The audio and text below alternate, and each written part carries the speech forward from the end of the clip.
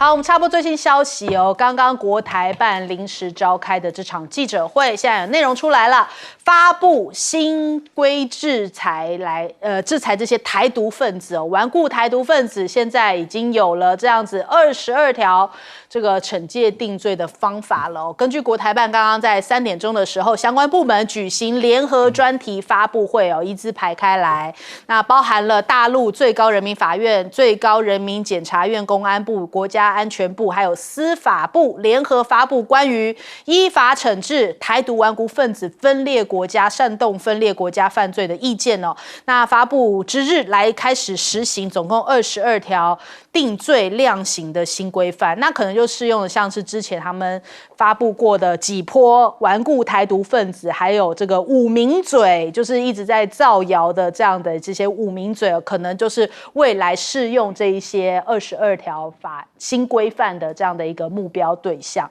那紧接着我们来看一下哦，现在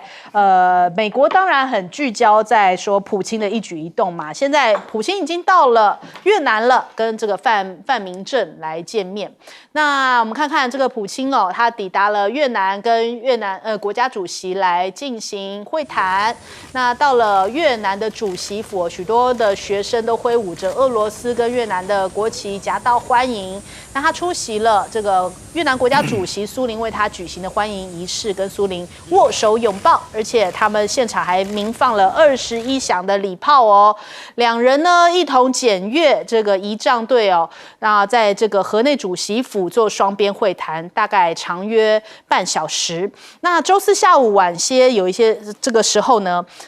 普京也见面跟这个范明正见面了，并且计划会见越南的1号人物，就是越共的中央总书记阮富仲以及国会主席陈清明哦。那他们讲说，现在其实俄罗斯是非常高度重视跟东协的对话，越南在东协当中扮演非常积极的角色。那他接下来会强化跟越南全面的战略伙伴关系，这是俄罗斯的优先选项，这是普京的一个发言哦。那他接下来宣示说，俄罗斯不会被这个亚洲孤立啊。这是大家讲说他这一次的行动表现出来的。那我们看看他们双方签署了，就是教育、科技还有油气、探勘、卫生领域这些合作。新加坡的智库分析师他就讲说，普京近期出访中国大陆啊、朝鲜啊，还有越南，其实就是要打破国际的孤立，让美国看到。他在这样子整体亚洲来说的话，他还是有非常多的盟友是跟他是有这个战略伙伴上面这样子的一个连结关系。那越南的话，他们其实主打的就是一个竹子外交。什么叫做竹子外交呢？它就是说这个竹子外交其实就是有竹子的灵活性在全球地缘政治不断的变化当中其实是可以弯曲的，而不会断裂的。因为越南他们近年来其实跟这个中俄都保持了良好的关系，跟这个美欧西方国家也有一些贸易合作。9个月内，他邀请了像是中国大陆啊、美国啊、俄罗斯的领袖都分别来访，他们采取这种积极中立的一个政策，也就是说，在这种各方角力之间，保持它的韧性跟这个弹性，来获取他们自己本身国家最大的利益那我们看一下，有这个研究员分析，他说俄罗斯既不像这个中国大陆这样子也不像美国，所以俄罗斯它本身呢是越南现在最主要的这个军备供应国，两国自冷战以来就是一个紧密的伙伴关系也包含了在南海这边也共同开采石油、天然气项目，所以俄罗斯跟越南他们的这样的一个过去的历史背景之下，也让这两国有一个非常紧密的连结。那再来，普京去到了越南之后，美国当然很紧张现在他们助理国务卿康达马上就宣布说，即将要去到越南去河内进行一些访问2天的访问，要跟越南的一些高级官员来见面。他说呢，这是要强调美国坚定致力于跟越南的全面战略伙伴关系，那也是要支持合作自由开放的印太地区双方会在这个辽国来举行这个东协部长级的会议，来磋商共同的目标。换句话说，这个美国也是很担心这个俄罗斯去之后，马上后脚又要跟上来。那美国真的能够得到越南的心吗？其实我们看看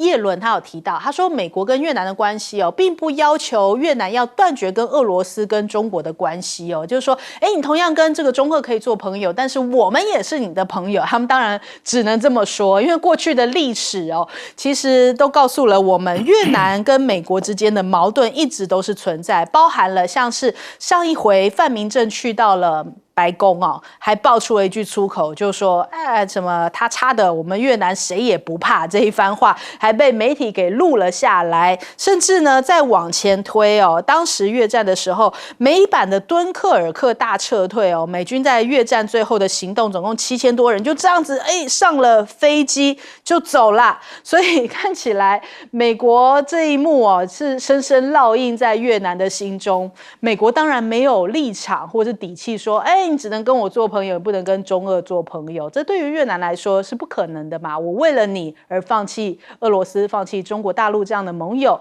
美国实在是也没有办法扭转，只能说我不要断掉在这个东协国家，特别是跟越南之间的一个连结关系哦。那首先我们来请教一下这个亮哥，亮哥怎么看呢？我这个普京出访这次坐飞机啊，你看他陆路的去中亚、去中国、去北韩。那个美国管不到，可是坐飞机出访，美国是非常的忌讳啦，因为他是国际刑事法院的逮捕名单之一啊。对对对，那你越南，我美国花了那么多功夫来跟你交往，结果你竟然允许这个国际刑事法庭的通缉犯普京来访问啊，所以我认为美国是非常的生气啊。可是我认为越南也是吃定美国了。越南跟印度一样啦，都是美国非交往不可的有岸外包的对象，而且是坦白讲，到目前为止最成功的就是越南啊。越南现在跟美国的贸易顺差有1000亿美元呢，表示有岸外包很成功啊。当然这里面有很多是大陆企业了啊。可是我觉得为什么美国非跟越南打交道不可了？因为事实上你如果从印太的角度啊，从日本拉到印度。其实越南是在中间呢，所以他不得不跟他打交道。可是我觉得越南就是一个很聪明的国家啦，就是说，比如说，美国真的能帮他什么？比如说，美国真的要给他军售，越南还不太敢买呢。越南的军购目前有80%是来自俄罗斯，这历史造成的。对，那他即使想要多元化军购的对象。目前我们看到了大概是以色列啦，还有这个捷克啦，还有韩国，不是美国，因为他会怕他对美国还是充满警戒啊。那美国真的能够给越南什么帮忙呢？比如说高科技啊，我们讲白了啦，尽管英特尔等等有去投资啊，可是都是低端的，因为越南也没有办法做太高端的。那这些低端的投资本来就没有被禁止啊，它也可以从韩国。从中国，从很多国家得到啊，所以我并不认为美国能够给越南太多东西了。那可是俄罗斯，第一个是它军购的来源啊，那第二个就是他跟俄罗斯刻意去谈判能源啊，为什么呢？因为越南跟美国开采那个海上的天然气啊，那常常会被中国杯葛，所以我觉得越南是故意找俄罗斯了。就以后能源的探勘啊，我就找俄罗斯老大哥来合作了。那可能这个中国方面比较可以疏通了。所以你看这个国家多聪明啊。然后为什么要跟中国合作？中国可以提供基建啊，还有各式各样的工业的制品啊。所以我觉得他算得蛮精的啦。那美国是硬要插队嘛，那我也可以交往啊。所以我觉得这个大概是我目前所看到的。所有的东南亚国家，包括南亚啦，这外交最灵活的啦，那也因为这样得到最多了，那当然也因为刚好卡到了越南最近刚好那个反腐嘛，那办掉的一些官员大部分都是比较是胡志明这一边比较亲，比较跟美国友好的，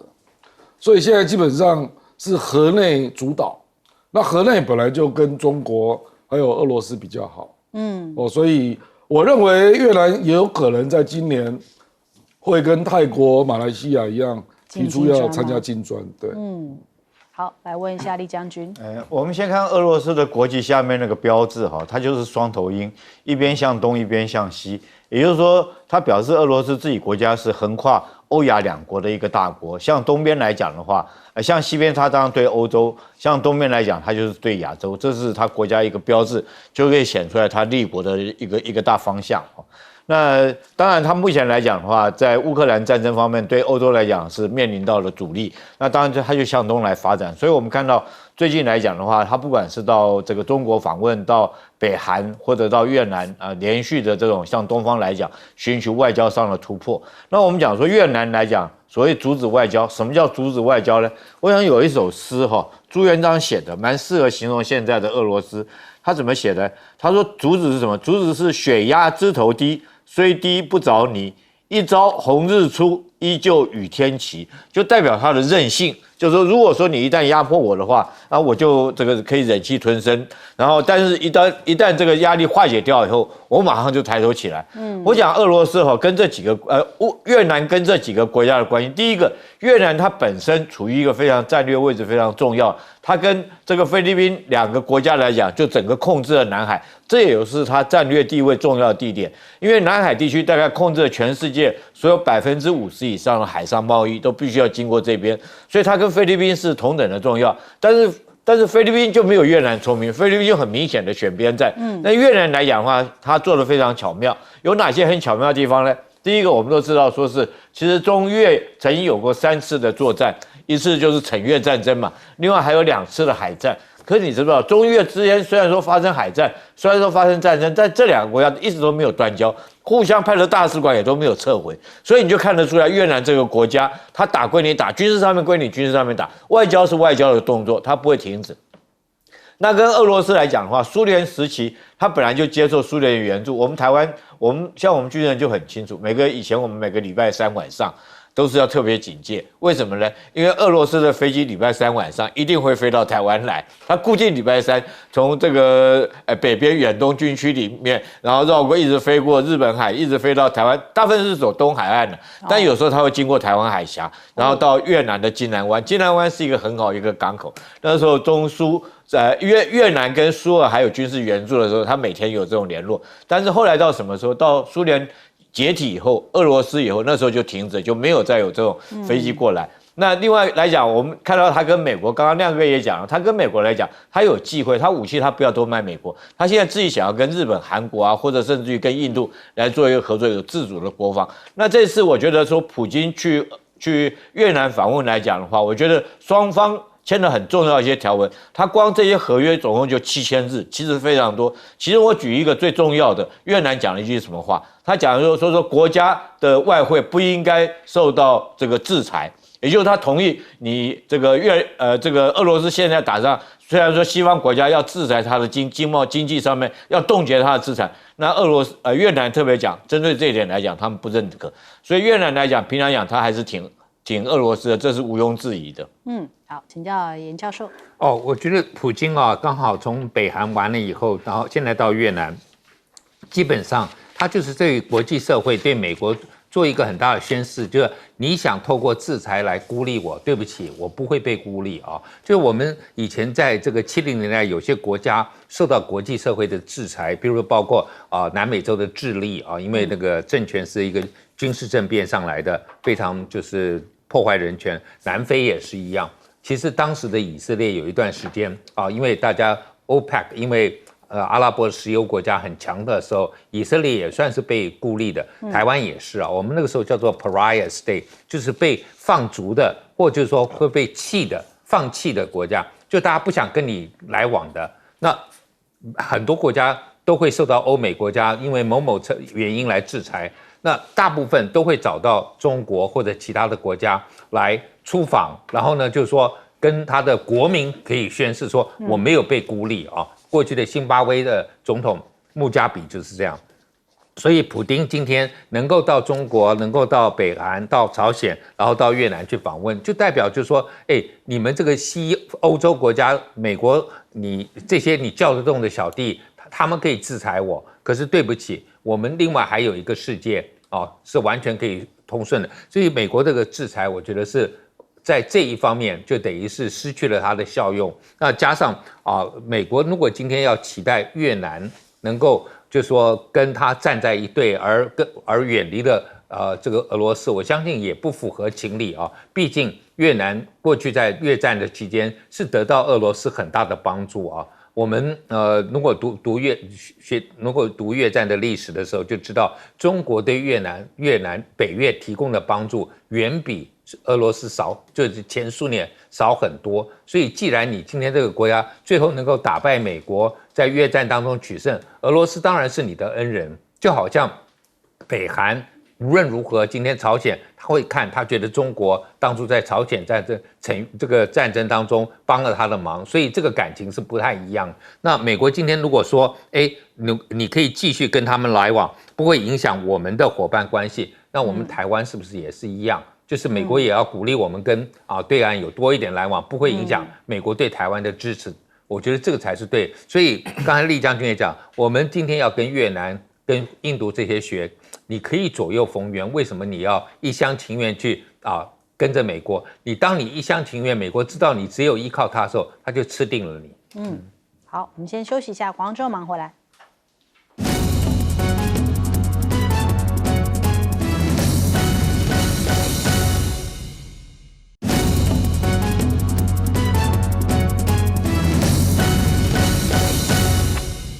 好，我们来看一下欧洲杯哦。其实这一次看到了这个比亚迪不断的在欧洲杯出现了。那我们直接来看这个比亚迪的官方宣传画面。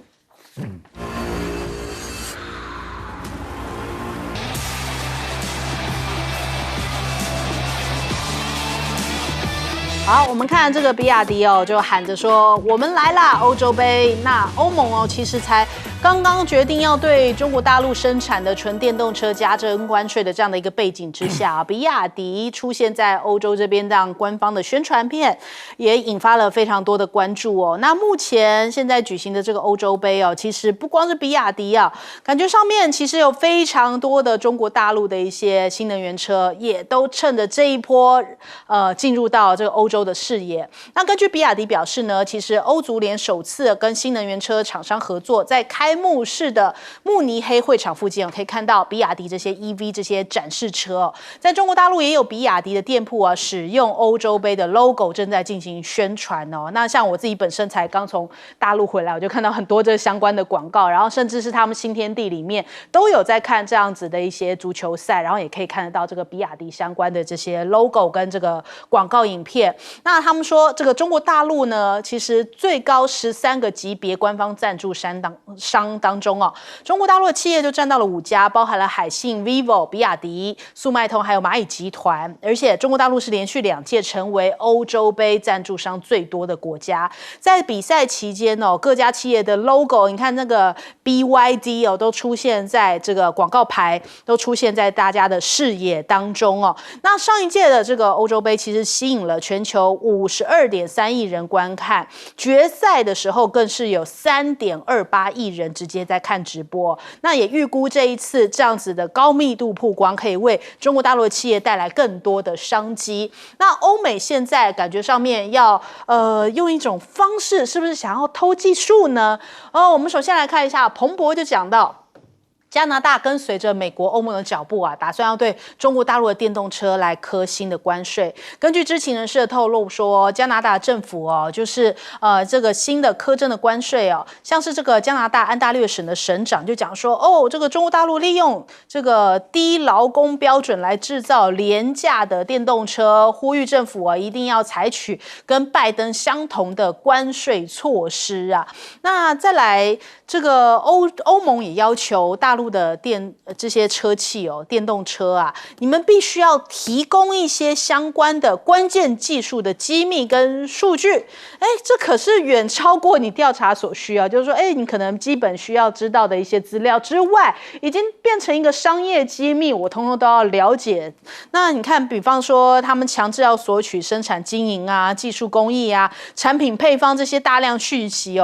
这不是反补贴调查所需要知道的吧？这根本本是要窃取人家商业机密，所以就假借我需要来做这个反补贴调查，我实质上我是要看看你中国大陆汽车到底厉害在哪里，用这样子的手段想要来拿走这些汽车的这个商业机密，这些命门吗？那再来看到了这个中国大陆现在是不是也要有所反击了？环球时报讲到，现在中国大陆的汽车制造商也希望北京是不是也可以反过来提高进口的这些欧洲汽车他们的关税呢，来报复布鲁塞尔对于中国大陆电动车实施的这种关税障碍。那另外呢，德国的副总理现在感觉上面要扮演一个和事佬的角色。他去到了韩国，就讲说，首尔是一个紧密的价值伙伴，两国有共同的目标，就是要摆脱对于中国大陆的依赖，来扩大原材料的供应，减少对供应关键产品的依赖。那但是呢，他在另一方面，他也讲说，中国大陆是应对全球挑战不可或缺的伙伴哦。所以，两边讲法好像不太一样。一方面是好像是不是讲给美国听，另外一方面可能是对于他们自己本身德国市场来说的话，中国大陆的确是他们不可以切断的这样的一个贸易伙伴哦。那再来，我们看到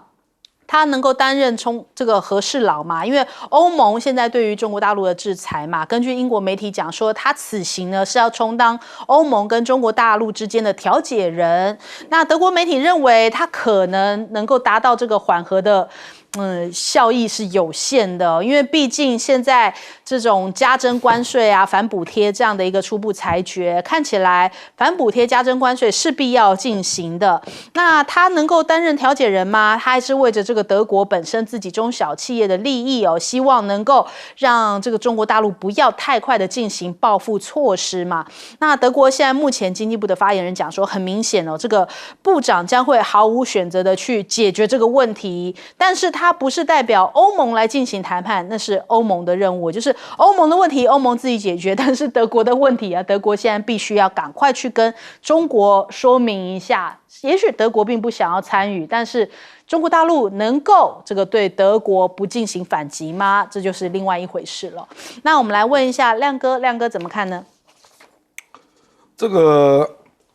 欧盟的截止是7月4号嘛？那现在双方各在出招啦。欧盟是先出招，就是针对中国的电动车课征17到38的关税啊。那中国大陆出招的方式大概有几种啊？第一个是表示要对欧盟的猪肉跟乳制品要课关税啊。那这个立刻跳起来了，就是农业产品比较强的国家嘛，就是西班牙、法国还有丹麦啊。因为主导这个议案的就是法国跟西班牙，那这个真的打到很痛啊，精准反击。对，因为猪肉啊，欧盟大概一年大概出口大概60亿美元啊，中国就占一半，30亿美元啊。所以现在西班牙跟丹麦也要寻求管道来沟通啊。那第二个就是针对气缸比较大的油车啦，那这个你想也知道是哪几台嘛，什么奔驰啦、BMW 啦，所以德国就紧张啊。不过我跟你讲，这个哈贝克是德国最反中的副总理兼经济部长，他上次那个肖兹去访问中国，他拒绝参加。意识形态这么重的人去访问，你就知道他压力有多大。事实上，这次的欧洲议会选举，绿党选得一塌糊涂了，他是绿党的。那在德国大概也快灭了啦。我觉得这根本就是政权保卫战啊，因为德国明年要选举啊。那德国目前社民党加绿党加自由党啊，加起来不到30%，三个党加起来，那光是基督教民主党一个党就31，所以我认为一不小心就变成第二个苏纳克啊，就是这样，所以根本就是来救自己的啦，可是他也没有办法要什么啦，因为这个不是你能决定的嘛，是欧盟嘛，对，而且德国还是坦白讲，中国的制造的电动车出口到欧洲，里面有60%是挂欧洲的牌子，那里面德国就是最大获利者啊，所以你来有什么用呢？那还有另外一条路子是，中国大陆就是你刚刚讲到了那个欧盟啊，好像要教他教那个技术的细节了啊。那这个最后我认为可能会发展为合资啊。那中国大陆现在就是在这样做，就说啊，好了，那我们就利益来共分享嘛。那比如说我就找西班牙来合资，找那个欧洲的哪些国家来合资成立公司嘛，然后在欧洲生产啊。我觉得这条路可能会走得通啊。那目前我知道大概有3个国家已经在谈了，所以坦白讲，最后我是觉得，因为现在距离7月4号还有一点时间啦，所以最后可能会透过合资啦，然后互相，比如说中国降猪肉关税，然后你也多少降一点啊，用这样来达到一个妥协点，这样。好，来请教严教授。第一个，我觉得在这个，因为我自己也是个足球迷啊，你看现在目前2个最大的受到重视，一个是欧洲杯，一个是南美洲的啊。那在欧洲杯，尤其是今年是在德国举行啊，所以这个大家都觉得说德国前面2场比赛就是感觉上面好像很有夺冠的可能啊，就是气势如虹。所以很多我们过去从美国转播那个超级杯足球赛，你就知道那个中场时间你要去放他的那个广告，那个是多少钱几秒钟，对不对？啊，大家都知道这个。所以同样的欧洲杯足球赛，比亚迪去做这个广告，那就代表就是说，第一个实在是实力很强啊，然后会去做，然后表示说，欧洲杯并没有把这一个。好像觉得说，可能这会是美国想要制裁的对象，不能卖到美国。对不起，我们欧洲跟你不一样啊，照样来做这样的广告。我觉得这个是当然很重要。那对德国来讲，今天在你这边举行欧洲杯，然后呢，德国跟这个大陆的这个汽车工业的合作又是这么多，为什么德国需要跟着美国走，然后或者跟着欧盟的这个态度走？我觉得德国在这一个项目上面，基本上真的是跟很多国家的立场或欧洲国家，特别是跟美国都不一样的，所以他们应该要找到自己的路。那当然就是说，欧盟的麻烦就是你通常就是一致决，要做完决定，大家要遵守。那过去英国就是因为实在觉得说太离谱了啊，我很多事情我想做决定，结果是你们布鲁塞尔在帮我们做决定，我们的主权到底在哪里？所以同样，我觉得如果今天美国要坚持施压力的时候，我觉得你也会造成欧盟崩解哦。如果今天欧盟，我们看到上一次英国退出欧盟之后，好几个国家都想要退出啊，因为实在是觉得是说我让3流的政治人物到布鲁塞尔去选出来，他们做欧洲议会的议员，就来决定我国内的事情。我国内第1流的政治人物是选我国内的议员嘛？第2流的选地方的议员，第3流去选欧洲议会的，结果第3流的这种欧洲议会的议员决定了我国内的事情，所以我相信德国以后一定也会希望，当然他是老大，他不可能会放弃欧盟，但是也希望能够在这一方面，希望能够因为他的态度改变，而不让欧盟有这样对中国制裁的这个继续持续。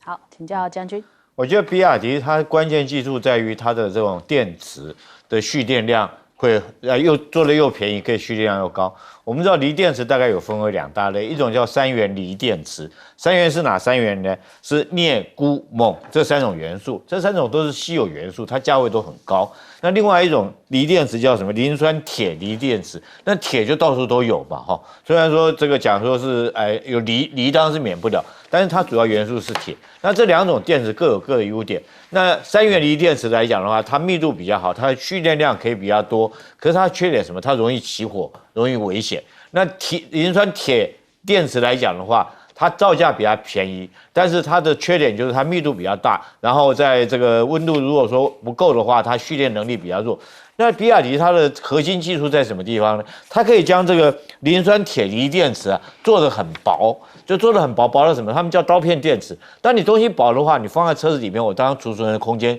就会比较多。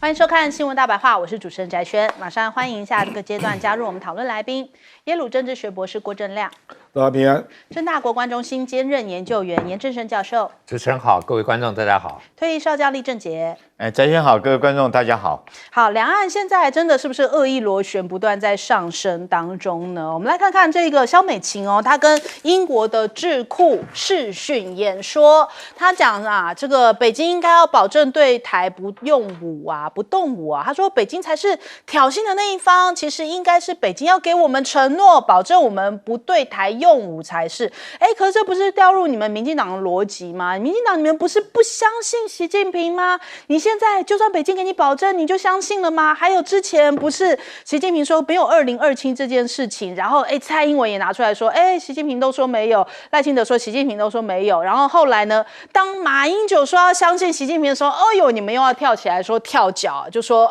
怎么可以相信习近平呢？自己非常非常的矛盾哦。那你看赖清德之前不是讲说习近平不能信，请选择信赖台湾，所以你们自己一会儿要北京给承诺，一会儿又说不能相信人家，然后一下子又说你要给我保证，你跟美国讲的讲法，我们也相信说应该不会对我们动武，所以民进党自己是不是先把自己的矛盾给理清楚之后，再来出征别人呢？那再来我们看一下这个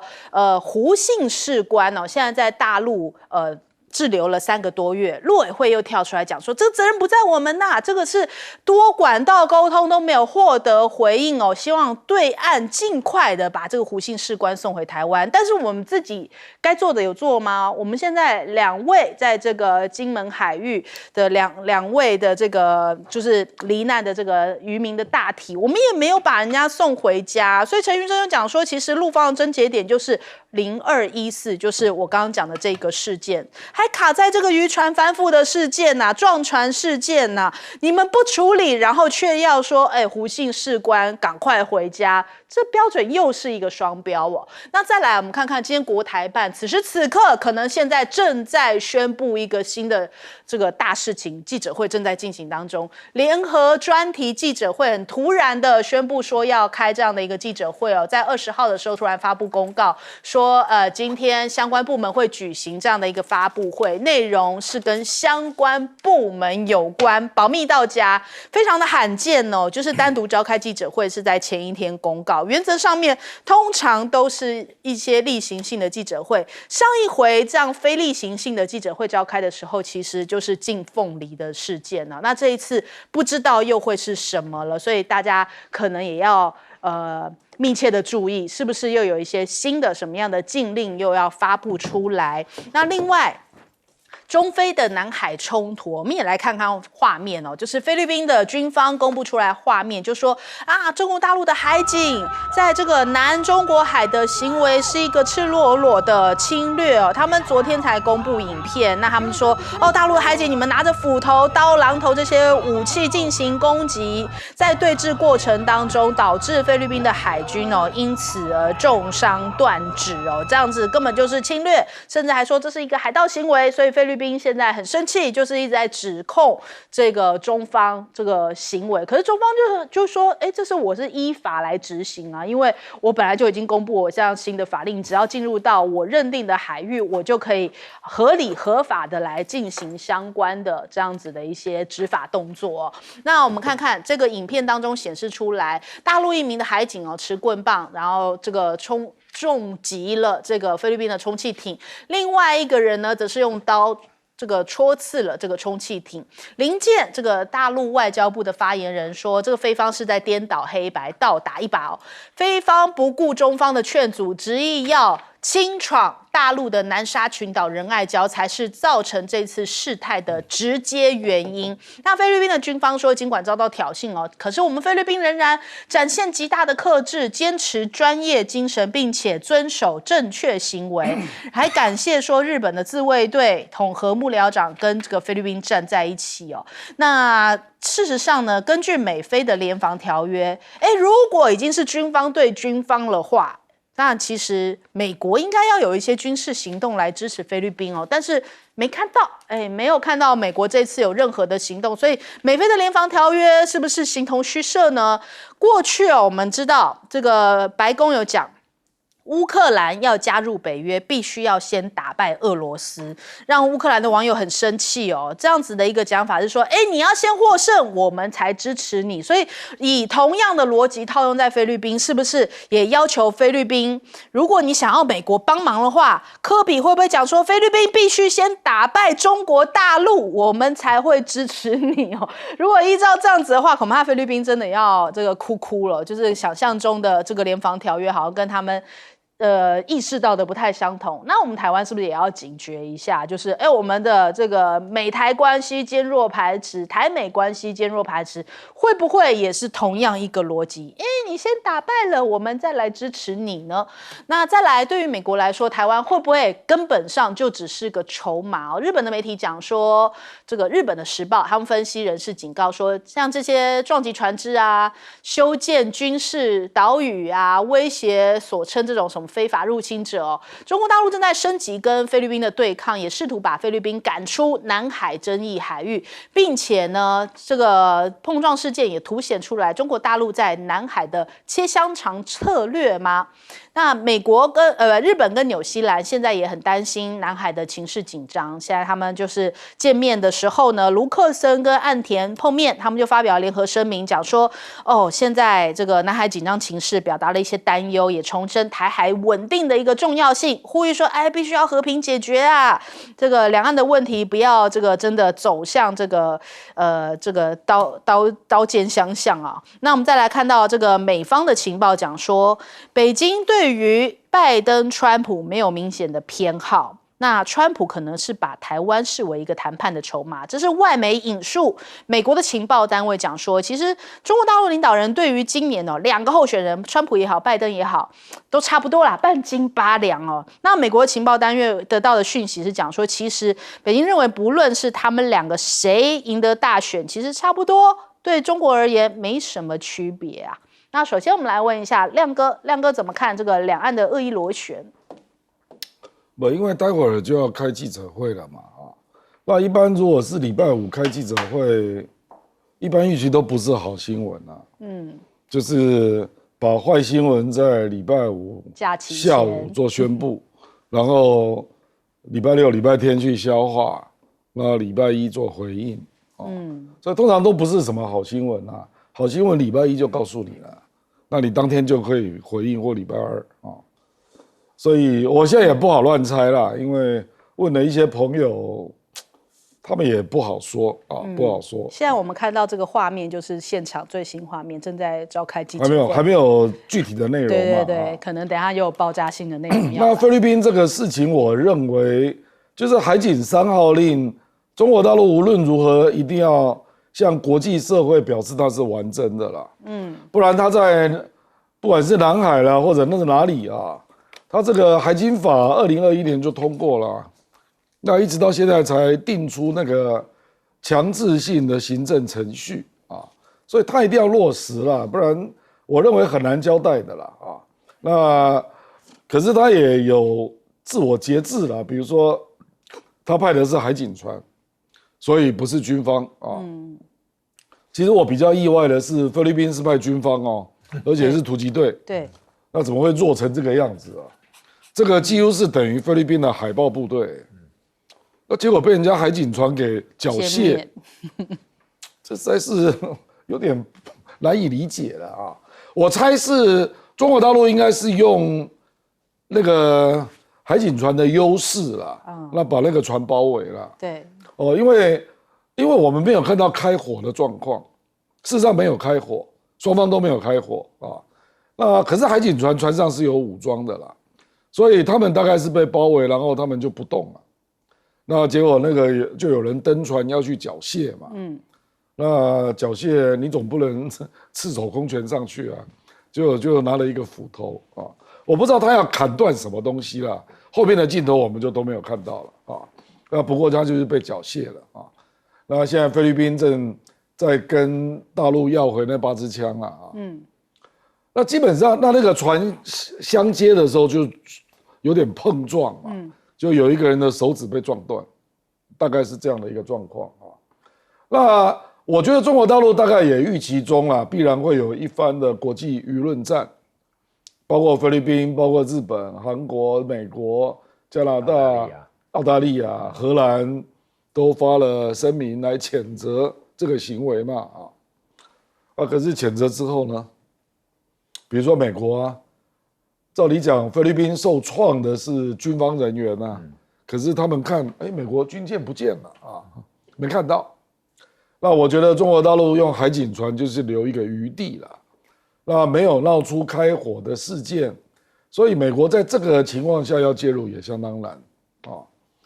可是我觉得这个就是一个巧妙的局啦。那接下来就轮到菲律宾自己判断了，你要升温吗？要进一步用更强的海上的武力来做进攻吗？菲律宾会吗？我认为不太会。我认为大概是目前你也看到菲律宾内部有不同意见嘛。那个萨拉现在也表示要退出小马可斯的内阁嘛。所以他现在是内外交迫了。好，来请教厉将军。这次大家说是南海冲突，我倒把它看成中非南海战役海战。为什么我讲是海战呢？这是标标准准的一次海战。第一个，我们先从菲律宾角度来看，这次做这个计划的是菲律宾的西部战区司令他所做的计划。那由军方所做的当然是海战。那第二个，他派出来的人员就是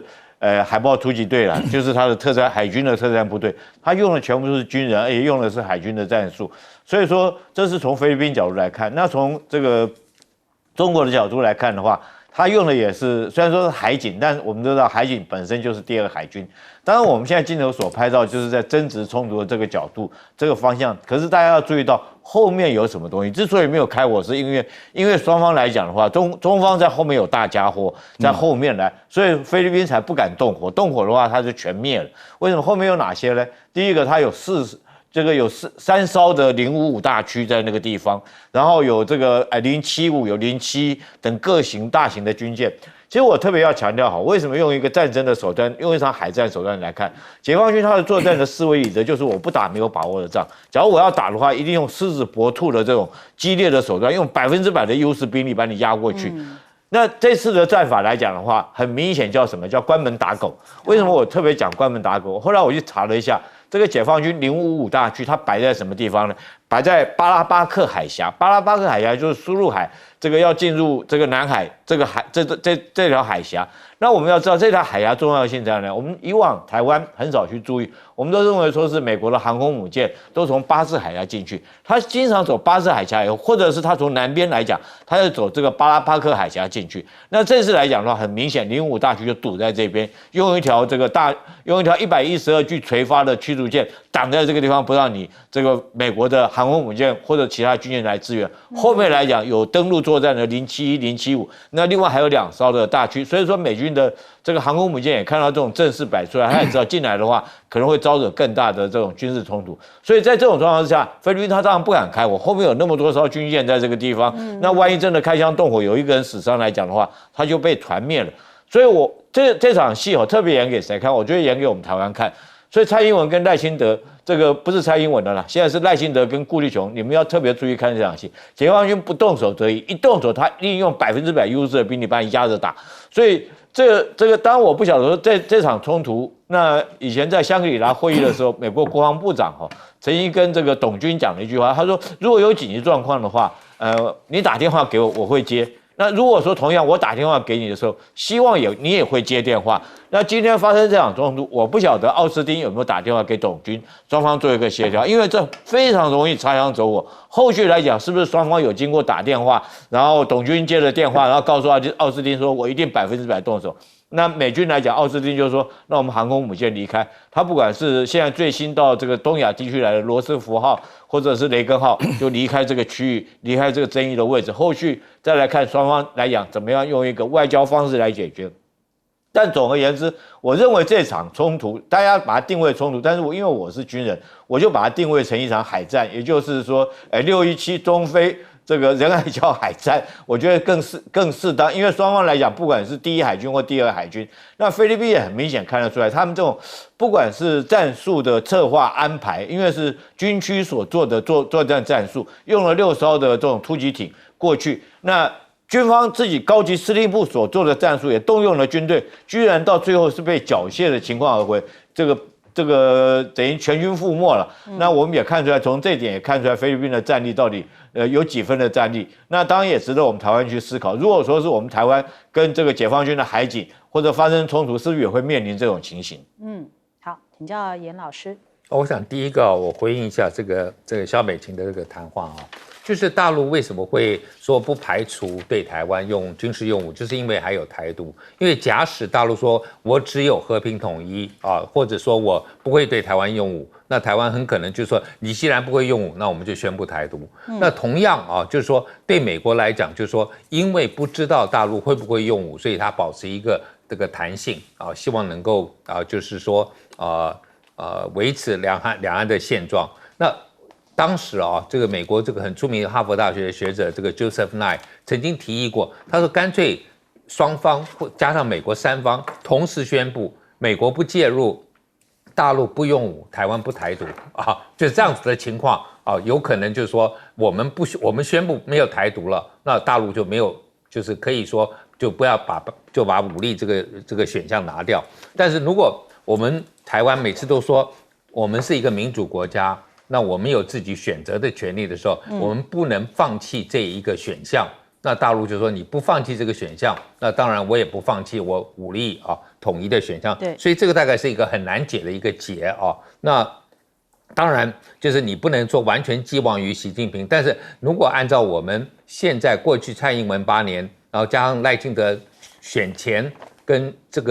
都有强调说维持现状，如果是维持现状，说老实话，我相信也不会碰到武力的问题。那我自己倒是对这一次菲律宾这个冲突，我自己觉得这是台湾很大的一个警讯啊，就是说刚才亮哥也讲了，大陆是用海警船，你是用军队，那未来我们台湾是不是也会面临同样是大陆用海警船的优势？所以我一直强调我在很多不同节目也强调，我说现在台湾国防第一线是管碧林因为我们以后都要靠他的海巡署的船只跟大陆对抗，因为大陆就找到一个灰色地带嘛，就是等于是我今天不是人民解放军，我今天根本就是海警船那这个是一个不算是正式的军队，那就没有所谓武装的这个状况。可是我们也看到菲律宾这一次，你是军人被攻击，你还不是海警当时之前我们看到美国还承诺说，即使是海警被攻击，美国都要介入的。结果你现在是海军被攻击了你结果反而美国在那边没讲话。虽然这个新闻是上了 CNN 的头条，但是我看美国的反应好像也不是那么强烈。真的难道就是说希望这个菲律宾要自己来处理，就像乌克兰一样。乌克兰如果今天能够打赢俄罗斯，他就不必加入北约，他自己可以打赢，还需要加入吗？对不对？所以我觉得这个是一个很奇怪的一个答案真的是这样。美国对台湾说，打赢中国就可以加入联合国。那还得了？好，我们先休息一下。